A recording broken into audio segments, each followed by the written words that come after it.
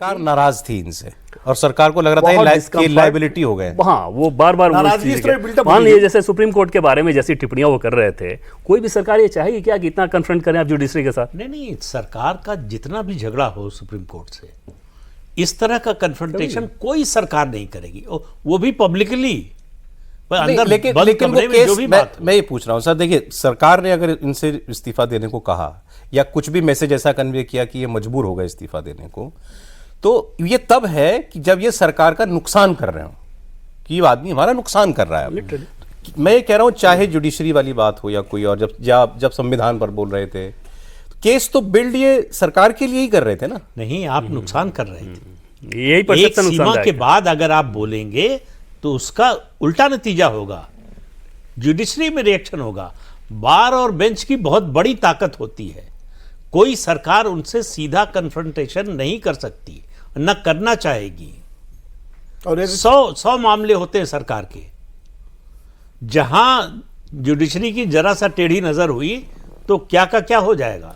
एक और भी बात है कि जब इस तरह आप बयान ओवर द बोर्ड जाके देते रहते हैं और सरकार मान लीजिए टॉलरेट करती रहे, तो मैसेज ये जाता है कि सरकार की बेस पे आप बयान करा रहे। मैसेज तो यही जा रहा था, मैसेज तो नुकसान तो सरकार जो बोल रहे हैं सरकार के 3 महीने पहले तो सरकार का नुकसान यही तो हो रहा है, नुकसान परसेप्शन सरकार का बिगड़ रहा है। नहीं, देखिए उस वक्त जब जुडिशरी वाला मामला जब ये बोल रहे थे ना, और ये बहुत खुल के बोल रहे थे, तब तो ऐसा लग रहा था कि जैसे एनजेएसी आया ही आया, जुडिशियल अकाउंटेबिलिटी बिल आया ही आया बस अब, और शायद सरकार ने मन बना लिया है इनके थ्रू केस बिल्ड कराया, यही मैसेज था। ये तो आमतौर पे किसी सरकारी कार्यशैली ऐसी नहीं होती, और पीएम मोदी कार्यशैली तो सर बिल्कुल ऐसी नहीं है। उनको ये पता है कि कौन सी बात अगर कहनी है, मैसेज दिलाना है तो किसके मार्फत दिलाना है, कौन देगा कौन नहीं देगा। 2.5-3 महीने पहले की एक बात है, इनका कुछ ऐसा ही बयान था, मैं किसी बड़े लीडर के साथ बैठा हुआ था, तो उन्होंने बयान देने वाले यार क्या ही बोल जाते हैं ये। मैंने कहा सर आप ही लोग बुलाते हो गए, आप ही लोग करते हो गए। बोले यार अफसोस तो इसी बात का है कि ये माथे हमारा आता है और हमारा नुकसान होता है कि कुछ भी बोल रहे हो आप, कुछ भी कर रहे हो, तो उस बात को लेकर डिस्कम्फर्ट तो बहुत लेकिन सरकार को ये तो मालूम होगा कि हम ऐसा अगर कदम उठाएंगे तो बहुत किरकिरी हो सकती है, बहुत मीडिया में इसकी बातें होगी और हो ही रही है, फिर भी किया सरकार ने। मतलब अगर इस तरह की चीजें अगर हो रही हो तो और आगे ज्यादा ना बढ़े, और आगे कल को पता नहीं आप क्या कर दें, कुछ कर दें, तो उस कंडीशन में करना ही होगा।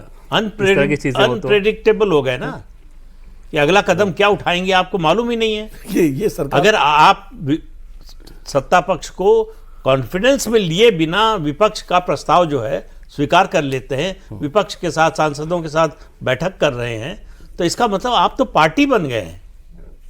अब टॉप सोर्स ने हमें ये बताया, भावना यहाँ ना हो, फिर मैं बार बार ये दोहरा रहा हूँ क्योंकि बहुत सेंसिटिव चीज़ें हैं, सौरभ समझा सकता है, कि जब अमेरिकी उपराष्ट्रपति आए थे जेडी वेंस, तो उनके साथ इनका ये था कि भाई उपराष्ट्रपति ये उपराष्ट्रपति वो भी, तो कुछ वो गेट टुगेदर हो। विदेश मंत्रालय के सोर्सेज का ये कहना था कि उन्होंने ये भी मैसेज भेजा था कि भाई विदेश मंत्री जयशंकर को ब्रीफ करना चाहिए कि उपराष्ट्रपति के साथ क्या बातचीत हुई। तो ये सारी चीज़ें लगातार असहज करती थी। जैसे संसद टीवी का ही उदाहरण है सौरभ, गवर्निंग काउंसिल उसकी है, उस गवर्निंग काउंसिल में उपराष्ट्रपति, लोकसभा अध्यक्ष, दोनों सेक्रेटरी जनरल, ये सारे पदेन सदस्य होते हैं, सारे फैसले ही एक तरफा लेते थे, उसकी बैठक तक नहीं बुलाते थे। अब ये सारी चीज़ें तो अच्छा, अभी स्थिति ऐसी है कि जो सेक्रेटरी जनरल है राज्यसभा के, जो लोकसभा के सेक्रेटरी जनरल हैं, जो लोकसभा अध्यक्ष हैं, ये तीनों एकदम से सेम पेज पे सिस्टम के हिसाब से काम करते हैं। वहाँ पे एक व्यक्ति ऐसे हैं जो कि मनमर्जी तरीके से काम करते हैं। तो ये सारी चीज़ें तो डे टू डे में वहाँ पहुँचती हैं, जो कि बहुत सारी चीज़ें बाहर नहीं आई हैं। अगर उन सारी चीज़ों को अगर जाने आप तो और ज़्यादा हैरानी होगी कि इतना कुछ चल रहा था, और वो जब लगातार बढ़ते जा रहा हो, उसमें ये इम्पीचमेंट वाला मामला इतना सीरियस था कि ऑलरेडी सरकार फूंक फूंक के कदम रख रही थी। लगातार मैसेजिंग ये दिया जा रहा था कि सभी दलों से बातचीत हो रही है, छोटे से छोटे दल का भी सांसद का सिग्नेचर लिया गया था लोकसभा में, जो ज्ञापन दिया गया, और राज्यसभा में आप ऐसे काम। चलिए आखिरी में सर, आखिरी राउंड में अब ये बात कर लें आगे क्या। अब इनके जो भाई कई सारे नाम चल रहे हैं, अब कोई नाम आपको पता चला हो तो अलग बात है। नाम तो मैं आप ही से सुनूंगा, मैंने तो अभी नाम नहीं सुना। टॉप सोर्स तो केवल देवेंद्र के पास है। मैंने अभी कोई सुना ही नहीं नाम है सुनेंगे, शॉर्टलिस्ट ये करेंगे सर। मैंने अभी कोई नाम ही नहीं सुना, पहला नाम तो बड़ा स्वाभाविक जो है वो हरिवंश नारायण सिंह का चल रहा है, जो उपसभापति हैं।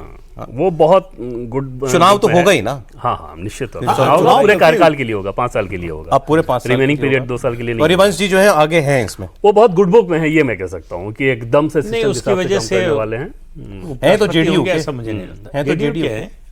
और उसके अलावा देखिए आप इस बार जो भी होगा वाइस प्रेसिडेंट, वो संघ की बैकग्राउंड का, बीजेपी के संगठन की बैकग्राउंड, बिल्कुल बाहरी नहीं। लोग तो नीतीश कुमार को बना रहे हैं, नीतीश कुमार को उपराष्ट्रपति बनाएंगे, फिर वहां पे अपना मुख्यमंत्री बनाएंगे, ये फिर खारिज चुनाव में कर सकते जाएंगे। हैं आप सौरभ कि असंभव है, नीतीश कुमार जी वाला नहीं, असंभव है। ये स्थिति जो है बीजेपी के लिए बड़ी आइडियल होती है अगर नीतीश कुमार का स्वास्थ्य ठीक होता। नीतीश कुमार एक समय चाहते भी थे, नहीं, उन्होंने तब भी तो बीजेपी पब्लिकली बनाती कहा नहीं। था कि मैं सभी सदनों का सदस्य रहा हूं, केवल राज्यसभा का नहीं रहा हूं। लेकिन जिस तरह का उनका स्वास्थ्य है उसमें ये बात सोची भी नहीं जा सकती, कंसीडर भी नहीं होगी। दिन में सर से बात हुई हो ही रही थी सब हम नामों लोग के एक ऊपर। दूसरी बात ये, मैं भी बिल्कुल इस बात से मुतमईन हूं कि बनेगा तो संघ की और बीजेपी की जो नेचुरल जो पृष्ठभूमि है उसका ही व्यक्ति बनेगा।